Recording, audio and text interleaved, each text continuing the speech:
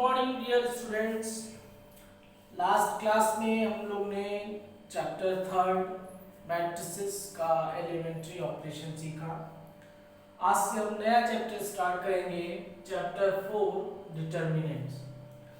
अब ये chapter four determinant जो है ये चैप्टर थर्ड का अप्लाइड फॉर्म है और डेवलप किया गया है चैप्टर थर्ड मैट्रिक्स को, और अप्लाइड करके किस तरीके से उसकी स्टडी की जाती है वो इस चैप्टर में हम पढ़ेंगे। जैसे एग्जांपल के लिए कोई मैट्रिक्स होता था तो A इज इक्वल टू जैसे 1 1 1 2 1 3 2 1 2 2 2 3 या 3 1 3 2 3 3। ये आपकी एक जनरल मैट्रिक्स होती थी जिसे हम स्क्वायर ब्रैकेट में रिप्रेजेंट करते थे। अब जैसे कि बच्चों ये 3 × 3 ऑर्डर की मैट्रिक्स,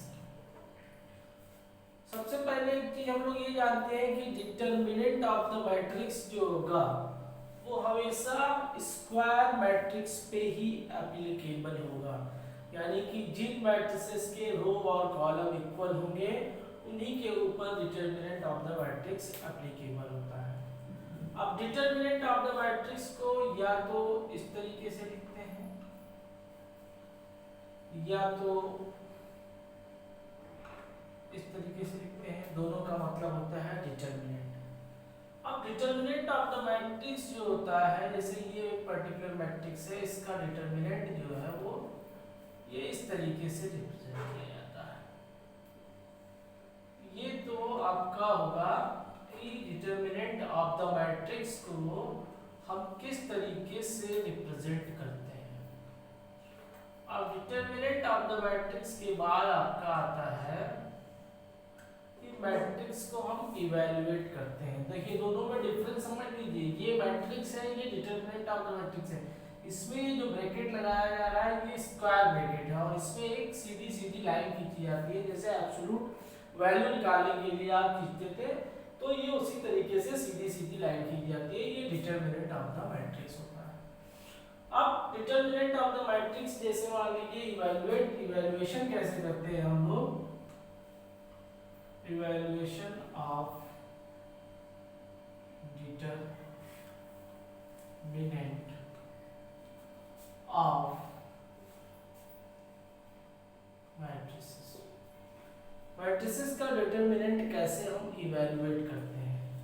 सिंपली मान लीजिए कोई मैट्रिक्स A है,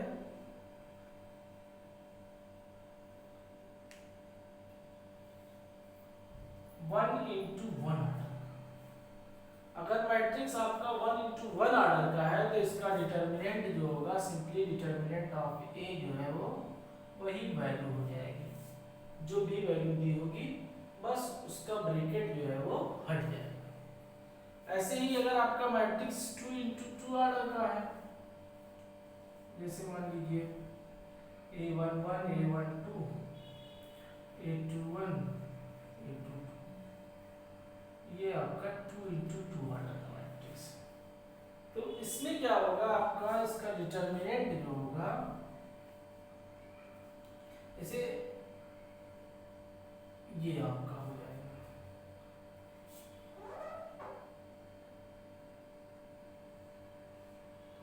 यानी कि इसकी वैल्यू जो हो जाएगी वो A22 हो जाएगी। हाँ, तो जैसे ये 2 × 2 ऑर्डर की मैट्रिक्स है तो इसका डिटर्मिनेंट जो हम निकालेंगे, डिटर्मिनेंट ऑफ A, क्या करेंगे, इसको इससे मल्टीप्लाई करके पहले लिख दीजिए A11 A22, फिर इसको इससे मल्टीप्लाई करके A12 A21 और इसको माइनस कर दीजिए, जो इसकी वैल्यू आएगी वो इसका डिटर्मिनेंट हो जाएगा। अब उसके बाद आपका अगर मैट्रिक्स 3 × 3 ऑर्डर का है लाइक दिस, अब इसका जो डिटर्मिनेंट हम निकालते हैं तो वो किसी भी एक रो या किसी भी एक कॉलम के अलावा निकाल सकते हैं और उसकी जो वैल्यू आएगी वो सेम आएगी, आप चाहे जिस रो या चाहे जिस कॉलम के अलावा उसे इवैल्यूएट कीजिए। इसमें क्या होता है, जब हम निकालते हैं तो एक 3 × 3 ऑर्डर के मैट्रिक्स में हमें साइन कन्वेंशन का ध्यान रखना होता है हमेशा कि जो पहला एलिमेंट है उसे हमेशा पॉजिटिव लेंगे, फिर अल्टरनेटली जो है एक निगेटिव एक पॉजिटिव एक निगेटिव, जैसे ये पॉजिटिव लिया जाएगा तो ये निगेटिव ये पॉजिटिव, या ये पॉजिटिव लिया गया तो ये निगेटिव ये पॉजिटिव, ये निगेटिव लिया गया तो ये पॉजिटिव ये निगेटिव, ये पॉजिटिव लिया गया तो ये निगेटिव लिया गया तो ये पॉजिटिव। अब जैसे इसका एक्सपेंशन आप कर रहे हैं, डिटरमिनेंट ऑफ ये निकाल रहे हैं 3 into 3 ऑर्डर का, तो इसका डिटरमिनेंट जो हो जाएगा वो जैसे R1 रो ये आपका R1 है, इसके अलावा अगर आप निकाल रहे हैं तो जैसे क्या करेंगे A11 लिख दीजिए, उसके बाद जो है इस 11 के अलाउंग जो कॉलम है और इस 11 के अलाउंग जो रो है इसे बंद कर दीजिए। जो आपका बचा आपको बचा है A22, अब इसको इससे मल्टीप्लाई कर दीजिए A22 into A33 माइनस इसको इससे मल्टीप्लाई कर दीजिए A32 into A23। फिर उसके बाद दूसरा एलिमेंट, अब जैसे पहला हमने यहाँ प्लस लिया दूसरा यहाँ माइनस लगाया जाएगा, और A12 अब क्या करेंगे वही चीज सेम कि इसके अलावा जो कॉलम है ये और ये रो है इनको बंद कर दीजिए, बचा क्या आपका ये और ये और ये, तो क्या हो जाएगा A21 into A33 minus A31 into A23। अब उसके बाद इसे भी कर दिया, अब ये तीसरा एलिमेंट आया इस रो में यानी कि A प्लस A13, अब इसको बंद कर देंगे तो क्या बचेगा A21 A32 minus A31 A22। अब इसकी वैल्यू इवैल्यूएट कर लेंगे, जो वैल्यू आएगी वही इस मैट्रिक्स का डिटरमिनेंट हो जाएगा। तो इस तरीके से फर्स्ट ऑर्डर का अगर 1 into 1 का आपका मैट्रिक्स है तो वही वैल्यू जो होगी उसका डिटरमिनेंट हो जाएगा। अगर मैट्रिक्स आपकी 2 into 2 ऑर्डर की है तो क्रॉस मल्टीप्लाई करके माइनस करेंगे, जो वैल्यू आएगी वो उसका डिटरमिनेंट हो जाएगा। और अगर 3 into 3 ऑर्डर की मैट्रिक्स है तो इस तरीके से उसका डिटरमिनेंट निकालेंगे। अब यहाँ पे जैसे हमने पहले रो के अलावा निकाला है, आप जो है दूसरे रो के अलावा भी निकाल सकते हैं, तीसरे रो के भी अलावा भी निकाल सकते हैं। इसी तरीके से आप पहले कॉलम दूसरे कॉलम या तीसरे कॉलम के अलावा भी निकाल सकते हैं। मतलब आप कोई भी मेथड लगाएंगे किसी भी रो या किसी भी कॉलम के अलावा निकालेंगे तो वैल्यू आपका जो डिटरमिनेंट आएगा वो सेम आएगा, उसमें कोई चेंजेस नहीं होगा। अब आइए हम डिटरमिनेंट इवैल्यूएट करने सीखते हैं कुछ एग्जांपल की हेल्प से। जैसे कि एनसीईआरटी का एग्जांपल नंबर 1 है evaluate the determinants. Example number 1 है 2 4 -1 2। ये एक आपकी 2 into 2 ऑर्डर की मैट्रिक्स दी हुई है, इसका हमें डिटरमिनेंट निकालना है। तो इसका डिटरमिनेंट जो हो जाएगा, सिंपली डिटरमिनेंट को डेल्टा से भी रिप्रेजेंट किया जाता है, इज इक्वल टू, तो जैसा कि हमने बताया था कि 2 into 2 ऑर्डर की मैट्रिक्स है तो इसको मल्टीप्लाई कीजिए तो 2 into 2 माइनस इसको मल्टीप्लाई कीजिए -1 into 4, ये आपका सिंपली 4 + 4 यानी कि डिटरमिनेंट ऑफ द मैट्रिक्स जो हो गया वो 8 हो गया। तो इस तरीके से आप 2 into 2 ऑर्डर की मैट्रिक्स इवैल्यूएट कर सकते हैं, कि मैट्रिक्स की डिटरमिनेंट की वैल्यू इवैल्यूएट कर सकते हैं। सिंपली ऐसे एग्जांपल नंबर 2 भी है, बस ये वेरिएबल के टर्म में दिया हुआ है, इसका आपको डिटरमिनेंट इवैल्यूएट करना है। तो ये भी सिंपली आपका वैसे ही होगा, इसको मल्टीप्लाई कर लीजिए माइनस इसको मल्टीप्लाई कर दीजिए तो x into x minus x + 1 into x -1, ये आपका हो जाएगा x² माइनस x² -1, यानी कि ये आपका x² माइनस x² + 1 हो जाएगा। ये आपका कट जाएगा, डिटरमिनेंट की वैल्यू जो आ जाएगी वो 1 आ जाएगी। तो सिंपली इस तरीके से डिटरमिनेंट 2 into 2 ऑर्डर के मैट्रिक्स होंगे तो हम इवैल्यूएट कर सकते हैं। अब आते हैं एग्जांपल नंबर 3 में। एग्जांपल नंबर 3 जो है इसमें भी इवैल्यूएट द डिटरमिनेंट्स है। मैट्रिक्स जो आपकी दी हुई है 3 into 3 ऑर्डर की है। इसमें आपका पहला रो जो है आपका ये है, दूसरा रो ये है, तीसरा रो ये है, और ये पहला कॉलम है, ये दूसरा कॉलम है, ये तीसरा कॉलम है। अब जैसा कि हमने आपको बताया कि आप किसी भी रो या किसी भी कॉलम के लॉन्ग एक्सपेंशन करेंगे तो डिटरमिनेंट इवैल्यूएट किया जा सकता है, लेकिन एक चीज हमेशा ध्यान रखी जाती है कि जब भी हम इवैल्यूएशन करें मैट्रिक्स का तो एक बात का ध्यान रखें कि चाहे हम किसी भी रो या किसी की कॉलम में करें, लेकिन कोशिश ये की जाती है कि जिस रो और जिस कॉलम में जितने पॉसिबल जीरो एलिमेंट मिल जाए उसी को आप एक्सपेंड कर सकते हैं। करेंगे तो मतलब आपका कैलकुलेशन आसान रहेगा। वैसे आप चाहे जिस रो या चाहे जिस कॉलम से करते हैं तो वैल्यू सेम आएगी। अब जैसे कि आपका एग्जांपल नंबर 3 है, इसमें पहले रो में दिया हुआ 1 2 4, दूसरे रो में है -1 3 0, थर्ड रो में है 4 1 0। इसी तरीके से पहले कॉलम में अगर हम देख रहे हैं तो 1 -1 4, और दूसरे कॉलम में देख रहे हैं 2 3 1, और तीसरे कॉलम में हम देख रहे हैं तो 4 0 0। अब हम इसको दो तरीके से कैलकुलेट करेंगे, एक रो के अलावा कैलकुलेट करेंगे और एक कॉलम के अलावा कैलकुलेट करेंगे, ताकि आपको समझ में ये आ जाए कि चाहे जिस चीज के अलावा कैलकुलेट करेंगे तो उसके आंसर पे कोई इफेक्ट नहीं पड़ेगा। तो सबसे पहले हम क्या करते हैं, इस क्वेश्चन का हम अलोंग R1 रो के अलावा एक्सपेंशन करते हैं। किसके अलावा? R1 रो along R1। तो जब R1 एक्सपेंशन along R1, तो R1 के along जब इसका एक्सपेंशन करेंगे तो पहला एलिमेंट आपका क्या है? 1 है, तो 1 के साथ ही आ जाएगा, तो 3 इंटू 0 माइनस 0 इंटू 1, फिर -2। अब इसके अलावा अब ये बंद हो जाएगा आपका, तो -1 इंटू 0 -4 इंटू 0, उसके बाद +4 है, ये आपका बंद हो जाएगा, तो -1 इंटू 1 -3 इंटू 4।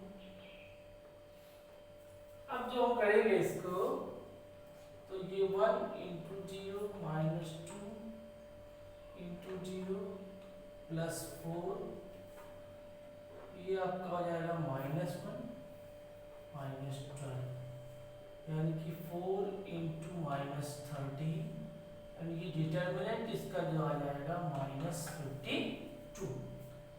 ये आपका आ गया एक्सपेंशन अलोंग R1। अब इसी को फिर से करते हैं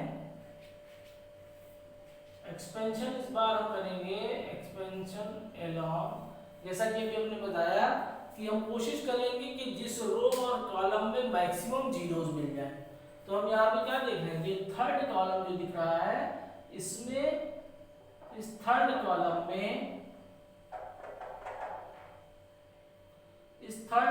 में हमें 2 जीरो दिखाई दे रहे हैं, मैक्सिमम जीरो दिखाई दे रहे हैं। तो हम एक्सपेंशन अलोंग C3 करते हैं, कॉलम थर्ड। तो जब इसमें करेंगे तो जैसे minus plus plus minus minus plus minus plus में आएगा ये, तो 4 ये आपका बंद हो गया, तो क्या हो जाएगा?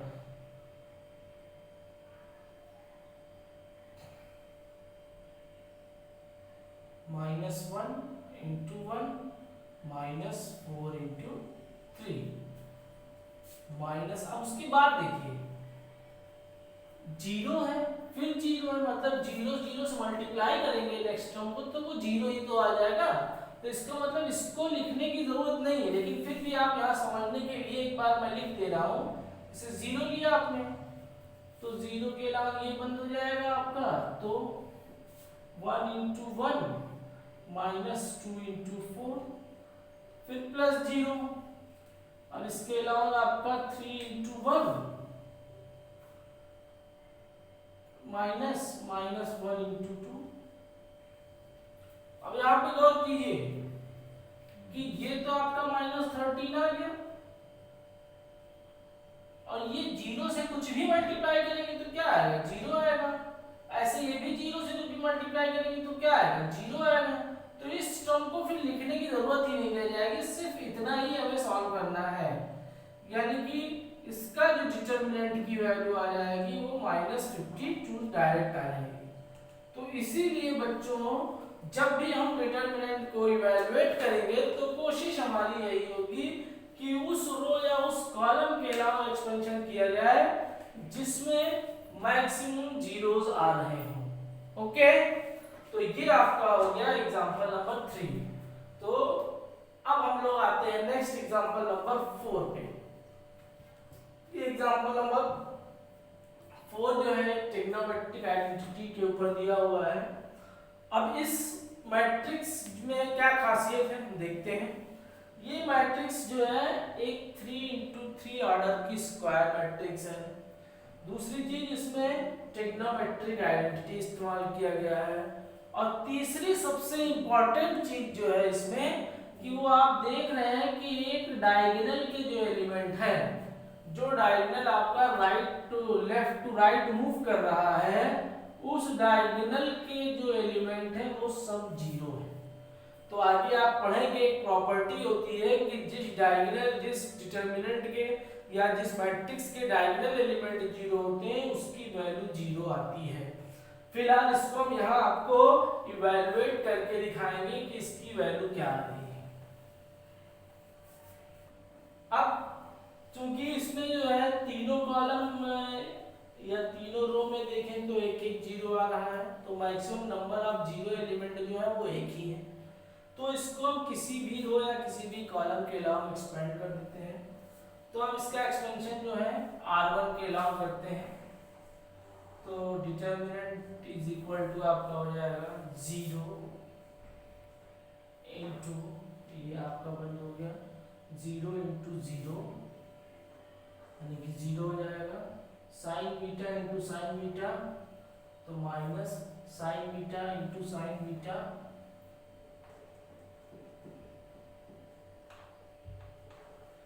फिर माइनस साइन अल्फा। अब इस ये बंद हो जाएगा आपका, तो ये आपका हो जाएगा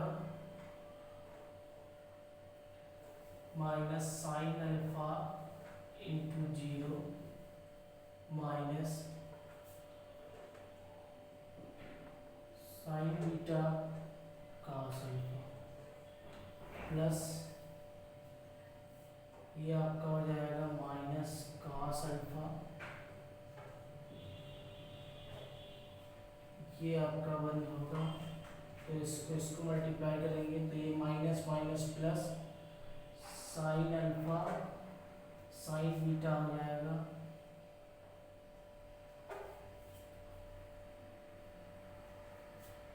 और माइनस कॉस अल्फा इंटू 0 हो जाएगा।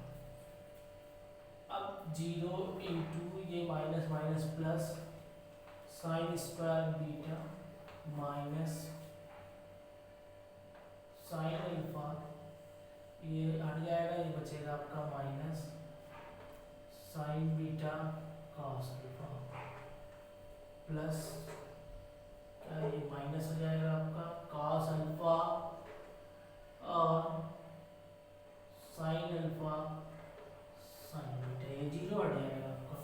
अब 0 से इसको मल्टीप्लाई करेंगे तो ये 0 हो जाएगा, ये माइनस माइनस प्लस हो जाएगा और ये sine alpha cos alpha sine beta आएगा, और ये minus sine alpha cos alpha sine beta आ जाएगा। तो ये दोनों वैल्यू सेम है, एक प्लस में है एक माइनस में है, ये कट जाएगा, यानी कि डिटरमिनेंट जो आपका आ जाएगा वो 0 आ जाएगा। जैसा कि हमने अभी बताया कि आप आगे की स्टडी जब करेंगे तो आप एक प्रॉपर्टी पाएंगे, उसमें ये बताया जाएगा कि जिस भी मैट्रिक्स के डायगोनल एलिमेंट 0 हैं उसका डिटरमिनेंट भी 0 आता है, जैसा कि हमने आपको यहाँ इवैल्यूएट करके दिखाएं। तो इस तरीके से ऐसे क्वेश्चन भी आपको मिलेंगे। तो आइए बच्चों एक टाइप ऑफ क्वेश्चन और डिस्कस करते हैं। एनसीईआरटी में एग्जांपल नंबर 5 दिया हुआ है। Find the value of x for which determinant of 3x x1 is equal to determinant of 3 2 4 1। Simply कहा जा रहा है ये दो मैट्रिक्स हैं जिनके डिटरमिनेंट्स आपस में इक्वल है, आपको x की वैल्यू निकालनी है। ये बोर्ड एग्जाम के पॉइंट ऑफ व्यू से इम्पोर्टेंट है। इस टाइप के क्वेश्चन एक नंबर या मल्टीपल चॉइस में आते हैं, तो इसे ध्यान से समझिए। बहुत आसान है। एलएचएस और आरएचएस दोनों का डिटरमिनेंट निकाल लीजिए और उसे इवैल्यूएट कर लीजिए। तो जब इसका डिटरमिनेंट निकालेंगे तो आपका 3 × 1 minus x × x is equal to 3 × 1 minus 4 × 2, यानी कि 3 minus X square is equal to 3 minus 8। ये 3 3 कैंसिल हो गया। Minus X square is equal to minus X square हो जाएगा 2√2। ये इसकी वैल्यू हो जाएगी। तो बहुत ही सिंपल सा क्वेश्चन था, इसमें कुछ हमें नहीं करना था। एलएचएस और आरएचएस दोनों मैट्रिक्स के डिटरमिनेंट निकाल लिए हमने और दोनों को इक्वल दिखा के x की वैल्यू इवैल्यूएट कर ली, वही हमें करना था। तो इस टाइप के क्वेश्चन आपको बोर्ड एग्जाम में एक नंबर में दिख सकते हैं, तो इनको बहुत ध्यान से इसको क्विकली सॉल्व करना हमें आना चाहिए। अब बच्चों जितना भी कॉन्सेप्ट आज हमने बताया इसके बिहाफ पे आप एक्सरसाइज 4.1 कर सकते हैं। फर्दर इससे रिलेटेड आपको कोई क्वेरी होती है, कोई प्रॉब्लम होती है तो आप पूछ सकते हैं। Thank you class.